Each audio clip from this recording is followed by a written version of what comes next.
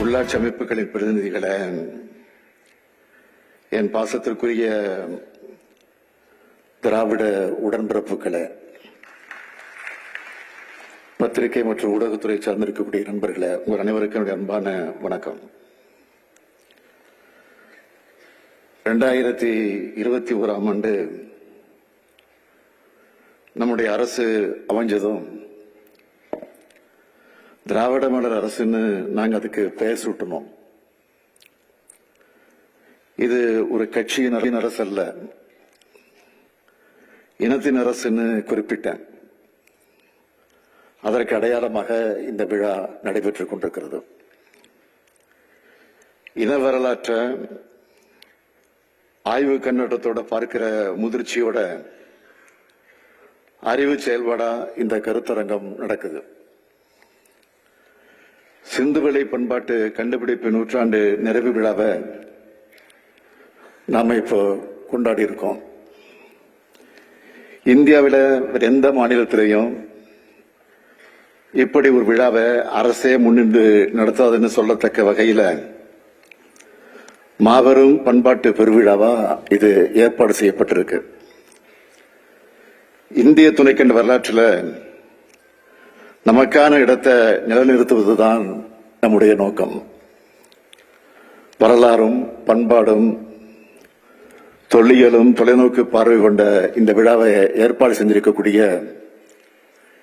மாண்புமிகு நிதி மற்றும் தொல்லியல் துறை அமைச்சர் தங்கம் தென்னரசு அவர்களுக்கும், மாண்புமிகு நிதித்துறை முதன்மைச் செயலாளர் மற்றும் தொல்லியல் ஆணையர் உதயச்சந்திரன் அவர்களுக்கும் என்னுடைய மனமார்ந்த பாராட்டுதல்களை, நன்றியை நான் தெரிவித்துக் கொள்ள விரும்புகிறேன். ரெண்டு பேருமே தொல்லியல் ஆர்வலர்கள். இப்ப கேட்டாலும் இந்த மேடையில மணிக்கணக்கில் சிந்துவெளியை பத்தி பேசக்கூடியவங்க. இவங்க இந்த துறைக்கு கிடைச்சிருக்கிறது இந்த துறைக்கு மட்டுமல்ல, தமிழ்நாட்டுக்கே பெருமை கிடைச்சிருக்கு.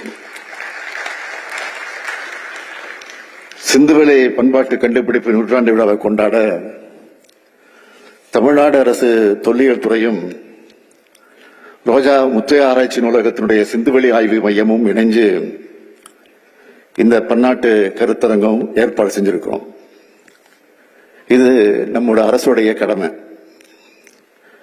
இந்த கருத்தரங்கத்தில் வெளிநாடு மற்றும் நாட்டின் பல பகுதிகளில் இருந்தும் 20க்கும் மேற்பட்ட அறிஞர் பெருமக்கள் கலந்துகிட்டு ஆய்வு அறிக்கைகள் வழங்க இருப்பது எனக்கு பெருமிதமாக இருக்கு.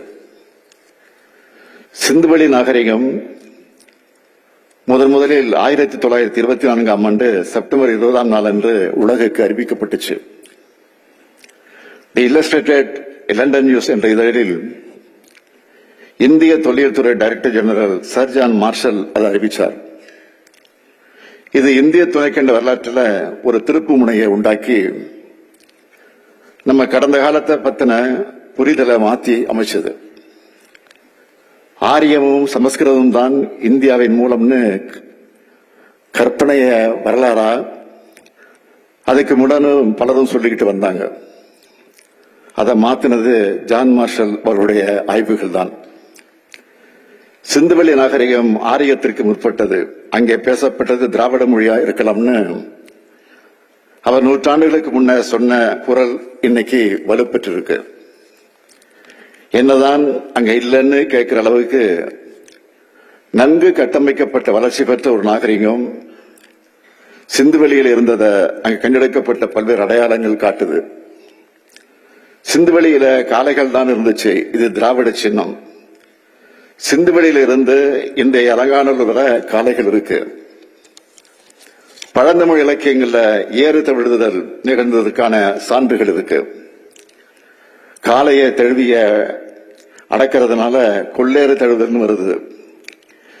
சிந்துவெளி நாகரிகம் சார்ந்த ஒரு முத்திரையில காளை உருவமும் அதை அடக்க முயல வீரரை அந்த காளை தூக்கி வீசுறதும் இருக்கு. அப்படி இன்னொரு பக்கம் பார்த்தோம்னா குதிரை முத்திரை சிந்துவெளியில இல்ல, வேத இலக்கியங்கள்ல பெருநகரங்களும் இல்ல, தாய் தெய்வ வழிபாடும் இல்ல. ஆனா இந்த ரெண்டும் சிந்துவெளியில இருக்கு, கீழடியிலும் இருக்கு. இதையெல்லாம் வச்சுதான் சங்ககால தமிழர்களின் மூதாதையர் இருந்த இடம்தான் சிந்துவெளின்னு நிறுவப்பட்டிருக்கு. சிந்துவெளி பற்றி ஜான் மார்ஷல் அவர்கள் தன்னுடைய கண்டுபிடிப்பை வெளியிட்டதுமே தந்தை பெரியார் அவர்கள் தன்னுடைய விடுதலை நாளிதழில் அதை பற்றி கட்டுரைகளை வெளியிட்டிருக்கிறார், பேசியும் இருக்கிறார். தந்தை பெரியாரை தொடர்ந்து பேரறிஞர் அண்ணா அவர்களும் 1948ஆம் ஆண்டிலேயே சிந்துவெளி நகரத்தினுடைய அடையாளங்களை வெளிக்கொண்டிருந்த சர் ஜான் மார்ஷல் அவர்களுடைய சாதனைகளை பாராட்டி எழுதியிருக்கிறார்.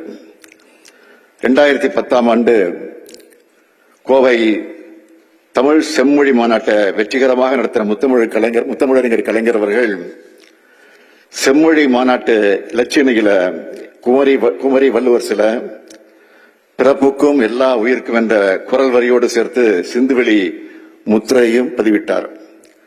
அந்த மாநாட்டில் புகழ்பெற்ற அறிஞர்களான அஸ்கோ பர்பலோ, ஐராவத மகாதேவன், ஆர் பாலகிருஷ்ணன் உள்ளிட்டோர் சிந்துவெளி பண்பாட்டையும் தமிழ் பண்பாட்டையும் ஒருங்கிணைச்சு முக்கியத்துவம் வாய்ந்த ஆராய்ச்சி கட்டுரைகளை வாசிச்சாங்க. அந்த மரபின் வழிவந்த நம்ம திராவிட மாடல் அரசு சார்பில் இப்போ சிந்துவெளி பண்பாட்டு கண்டுபிடிப்பு நூற்றாண்டு நினைவு பன்னாட்டு கருத்தரங்க நடத்துகிறோம். சிந்துவெளி வரி வடிவங்களும் தமிழ்நாட்டு குறியீடுகளும் ஒரு வடிவியல் ஆய்வு என்ற நூலையும் இங்கே வெளியிட்டிருக்கிறேன். இதுக்கெல்லாம் முத்தாய்ப்பாக ஜான் மார்ஷல் அவர்களின் சிலைக்கு அடிக்கல் நாட்டியிருக்கிறேன்.